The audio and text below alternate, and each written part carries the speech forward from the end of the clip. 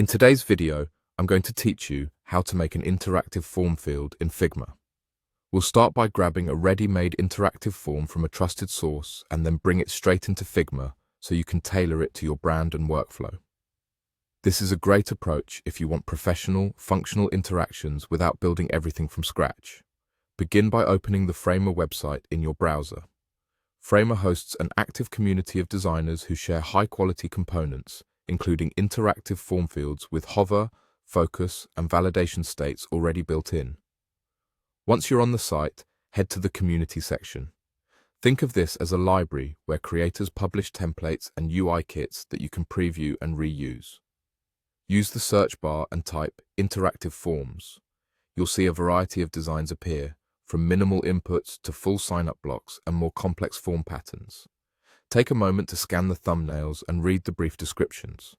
Pay attention to whether the template shows multiple states, like default, focused, filled, and error, since those will save you time later. If the preview offers a quick interaction demo, watch how the field behaves when focused or when validation triggers. Smooth micro-interactions can make a big difference in perceived quality. Select the specific template you prefer. Open its page to look over the details, then choose the option to open it in Figma. This will hand off the design from Figma to your Figma workspace. If it's your first time doing this, you may see a prompt asking for permission to open in Figma.